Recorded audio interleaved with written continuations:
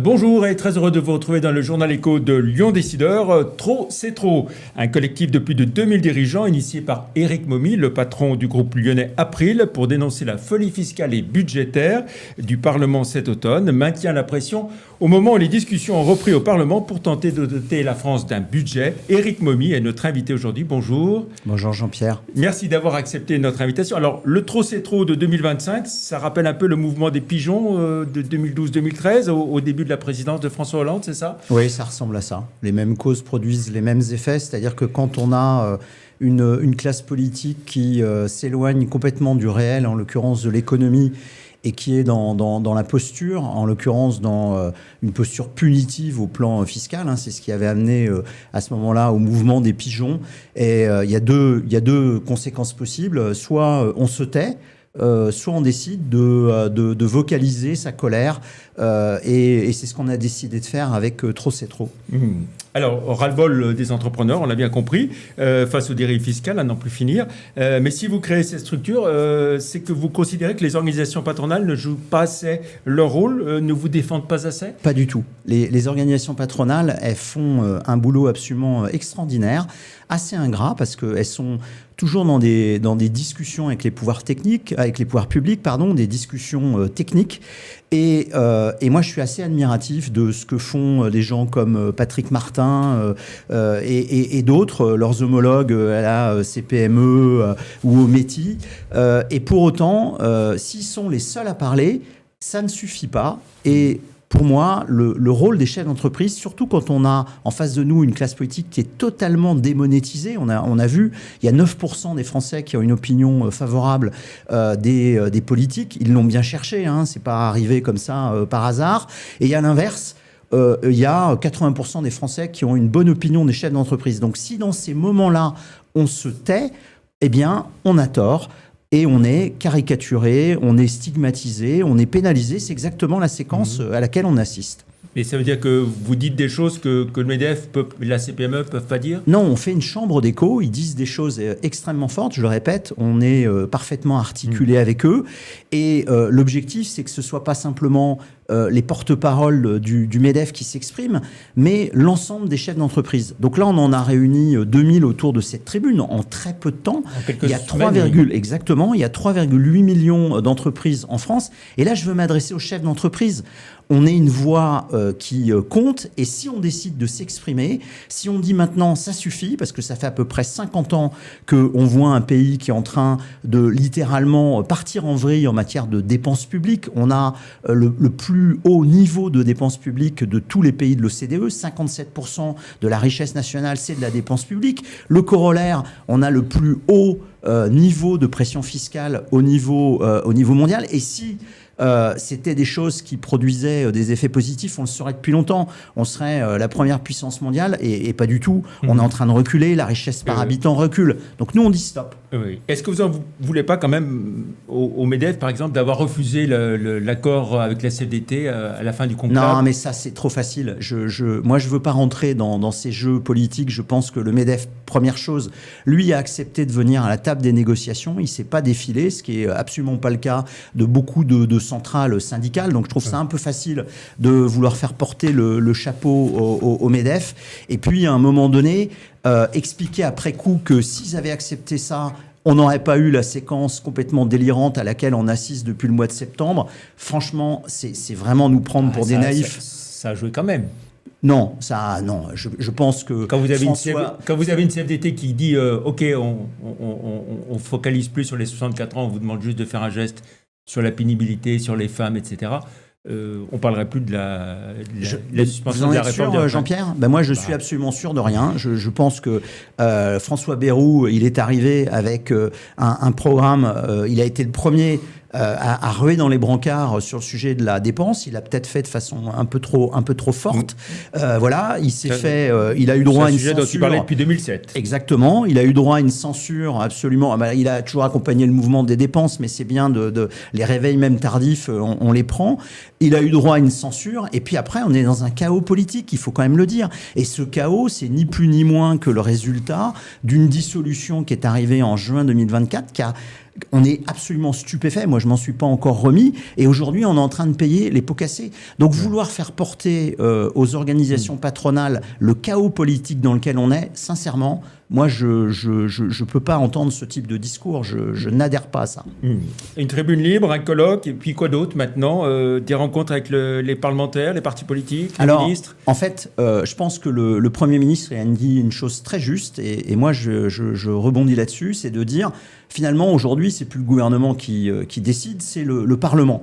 Donc, ça veut dire que ce mouvement trop c'est trop, il doit être capable, et c'est ce qu'on est en train d'organiser, de se démultiplier au niveau national, dans les régions, et d'aller interpeller les parlementaires, que ce soit les députés ou les sénateurs, et les prendre, j'allais dire, devant les électeurs en flagrant délit de folie fiscale, de folie dépensière. Il faut maintenant que les chefs d'entreprise endossent ce rôle qui consiste à dire très clairement, rappelons-nous que ce sont les entreprises qui financent le modèle social. On y est extrêmement attaché. Et ces gens-là, ils sont en train, littéralement, de prendre des mesures antisociales. Ils vont tuer le modèle social. Alors, les parlementaires, par français. exemple, comme on dit à Lyon, vous les prenez en bigne à bigne? Eh bien, on va... Ah, je ne connaissais pas l'expression. Je ne connaissais pas l'expression lyonnaise. Je la trouve magnifique et extrêmement imagée. On ne va pas le faire qu'à Lyon. On va le faire partout en France. Et le mouvement trop c'est trop, il y en a qui ont cru que c'était juste un feu follet, que voilà, on s'était un peu énervé. On a vraiment l'intention d'en faire un mouvement organisé, construit dans la durée pour rentrer dans le débat politique, et on va aller interpeller tous les responsables de la situation à laquelle on est confronté, c'est-à-dire en gros toutes les formations politiques. De l'extrême gauche à l'extrême droite. Voilà, avec certains quand même qui montrent une propension anti-business absolument phénoménale. Je vais même pas parler de l'extrême gauche parce que là, je pense qu'on est au-delà de la caricature, mais la gauche socialiste qui fut pendant une époque une gauche de gouvernement, sans verser dans la caricature, ce qu'elle est en train de faire, c'est de l'irresponsabilité totale. Et puis en face, on a des formations qui normalement devraient être pro-business, qui jouent des petits jeux d'épicier en vue de 2027. Et c'est la France qui est prise en otage. Et on n'a, nous, pas du tout l'intention d'être les dindes de Thanksgiving sur le Titanic, hein, je le dis tout de suite. Hein. Oui. Alors la priorité, vous le dites, c'est d'avoir un budget et le plus vite possible, dites-vous. Budget alors qui sera forcément le fruit de concessions, de compromis, donc imparfait. Votre idée, c'est quoi? C'est de limiter quand même dans cette folie la folie fiscale pour les entreprises? Alors, je pense que malheureusement, il y a une première folie qui a été faite, mais ça, on ne reviendra pas dessus, c'est l'abandon de la réforme des retraites, en tout cas son gel, à travers le projet de loi de financement de la sécurité sociale. Maintenant, ce dont on parle, c'est le projet de loi de finances. Nous, on va mettre tout notre poids pour revenir finalement à la copie qui était au Sénat, qui était passé au Sénat, finalement qui n'a pas abouti. Pourquoi? Parce que en commission mixte paritaire, il se trouve que les LR qui pouvaient faire tomber la balle du bon côté se sont finalement, j'allais dire, quand on est à Lyon, on est bien placé pour savoir qu'il y a deux LR. Il y a un LR de l'Assemblée nationale et un LR du Sénat. Malheureusement, ce texte qui était un moindre mal, exactement, ce texte qui était un moindre mal, il a échoué en commission mixte paritaire. Et nous, ce que l'on craint plus que tout, et on entend le PS qui est en train de revenir avec toutes ces idées de taxe Zuckman light. Alors moi, je ne sais pas ce que ça veut dire light. Quand on veut taxer l'outil de production, on est en train juste de mettre des clous sur le cercueil, qui reparle d'ISF, qui reparle d'augmenter encore les impôts. Et nous, on va tout faire, peser dans le débat, et qui veut revenir sur le pacte Dutreil. Folie absolue. Et ça doit parler à tous les chefs d'entreprise. Le pacte Dutreil, on est en train de parler de son coût. S'il n'avait pas été là, on avait 4200 ou 4500 ETI au moment où le pacte Dutreil a été fait. Elles étaient en train de se vendre à des étrangers. Grâce à Dutreil, on est passé à 7000. Les Allemands, ils ont 20 000 ETI quand on en a 7000. Ils veulent détricoter ça. Donc nous, on va se battre pour préserver l'essentiel. Est-ce que vous avez proposé des amendements à des députés sur des sujets précis qui vous tiennent à cœur? Alors, on a passé beaucoup de temps, et là, c'est plus le rôle des organisations patronales qui travaillent beaucoup en chambre. C'est pour ça que vous les entendez peut-être pas, mais ils font un boulot de terrain absolument phénoménal pour essayer de limiter la casse. On en est là aujourd'hui, c'est de limiter la casse. Donc, on va se prendre, on le sait, à minima 14 milliards d'euros d'impôts supplémentaires. Les socialistes, ils aimeraient que ce soit 10 ou 15 ou 20 de plus. En tout cas, on ne sait jamais où ça s'arrête. s'arrête. Et nous, ce qu'on va essayer de faire, je le disais tout à l'heure, c'est d'obtenir que la copie du Sénat, qui était un moindre mal, qui était déjà pas une copie géniale, ce soit celle qu'on retrouve dans le budget qui va atterrir. En tout cas, on va porter ce combat-là auprès de plein d'autres. Quand vous avez rencontré Roland Lescure, il vous a incité à vous engager en politique. C'est quelque chose auquel vous réfléchissez? Non, moi je ne m'engage pas en politique. Moi je fais quelque chose d'extrêmement utile. Je dirige une entreprise. La politique, c'est un métier. D'ailleurs, Roland Lescure nous l'a rappelé. Il se trouve que moi, je dirige une entreprise qui a 3000 salariés, qui fait vivre des familles. Ça crée de la valeur. Donc voilà, chacun reste dans son rôle. En revanche, on est des acteurs extrêmement importants. Je disais tout à l'heure, on finance le modèle social français. Et à ce titre, on va peser dans les débats politiques. Donc ça va être notre manière de faire de la politique. Il ne faut pas que les chefs d'entreprise restent planqués dans la tranchée, derrière les sacs de sable. C'est le moment de sortir de la tranchée, c'est le moment de s'exprimer, et c'est le moment de faire pression sur les formations politiques, sur les députés, sur les sénateurs, sur le gouvernement, pour qu'on rompe avec cette espèce de politique qui détruit énormément de valeurs. Et tout le monde sait, ils le savent tous, que ça va mal se terminer. Alors, en dehors de cet aspect politique national, est-ce que des candidats trop c'est trop sur les listes municipales dans plusieurs villes en 2026, c'est possible? Alors, très sincèrement, les signataires de Trop c'est trop, c'est une mosaïque d'opinions. Il y a probablement dans les un peu plus de 2000 signataires des gens qui ont vocation à s'engager dans les municipales, etc. Moi, je ne les connais pas. Je vais simplement dire une chose. En tant qu'initiateur de cette tribune, aux côtés de beaucoup d'autres, on a une présence extrêmement forte du METI, on a le MEDEF qui s'est mobilisé également. Cette tribune, je l'ai lancée avec un garçon qui s'appelle Erwan Lenoil, qui est quelqu'un de très impliqué sur les sujets. On défend des positions libérales, on va le dire, parce qu'on pense... c'est quoi, une entreprise de conseil Lui, c'est une entreprise de conseil, quelqu'un qui réfléchit beaucoup. Et nous, on n'est pas là pour s'engager en politique, on est là pour peser dans le débat politique. Et ça, c'est vraiment notre rôle.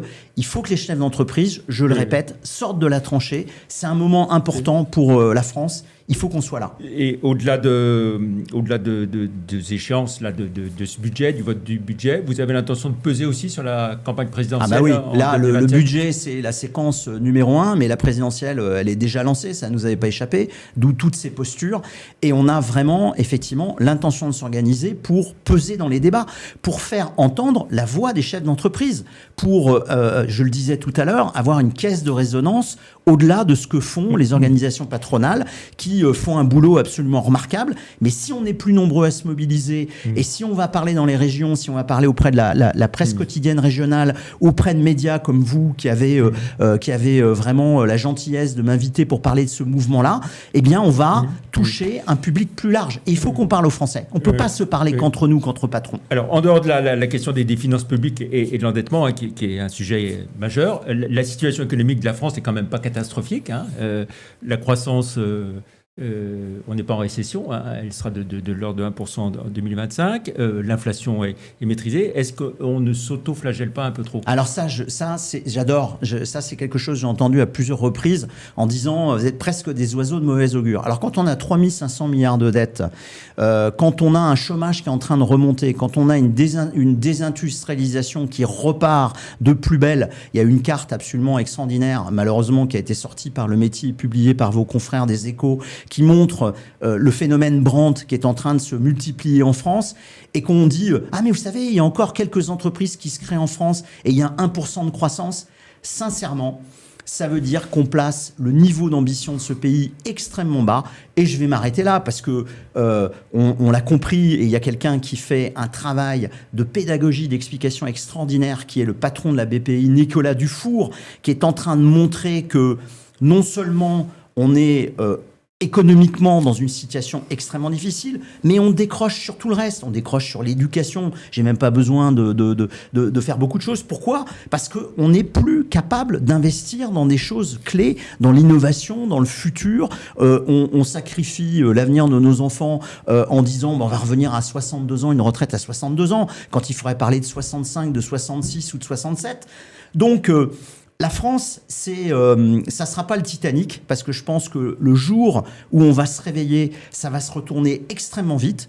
Tous nos voisins nous ont fait la démonstration, les Portugais, les Espagnols, les Grecs, les Italiens, qu'à partir du moment où ils avaient une classe politique qui avait le courage de s'attaquer aux maux du pays, en l'occurrence la dépense publique à tout va, l'État absolument partout, on était capable de retourner la situation. Donc, moi, le discours qui consiste à dire « Non mais vous savez, ça pourrait être pire, franchement, de quoi on se plaint ?»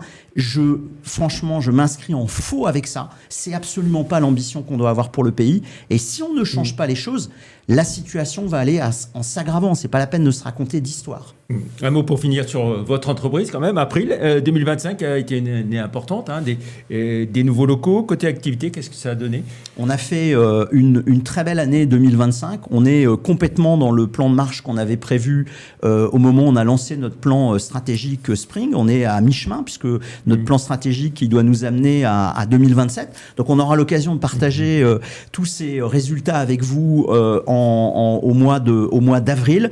En tout cas, April continue à se développer fortement en France et beaucoup à l'international. Et je vais juste terminer là-dessus. J'avais pris une décision avec le comité exécutif et nos actionnaires qui était d'accélérer l'internationalisation d'April. Je tiens à préciser que ce qui est en train de se passer là nous incite à aller encore plus vite. Ce qui ne veut pas dire que vous ne créez pas des emplois en France? On crée des emplois en France. On a 1000 salariés, à Lyon. On est devenu une entreprise, pas de tech, mais qui s'est franchement beaucoup tournée vers la technologie. On a un hub ici, on a une capacité, on a d'ailleurs une attractivité extraordinaire par rapport à beaucoup de talents dans la région. Et je vais le dire, nous, on est patriotes, on est attaché à notre pays, on est attaché à Lyon quand on est aprilien. Et c'est pour ça qu'on hausse le ton, parce qu'on n'a pas envie de voir cette situation prendre la tournure qu'elle est en train de prendre. On l'a bien compris. Merci beaucoup, Éric Momy, PDG du groupe April et initiateur de ce mouvement Trop c'est trop, d'être venu sur le plateau du Journal Écho de Lyon Décideur. Bonne fin de semaine et à vendredi prochain pour une autre émission. Merci, au revoir.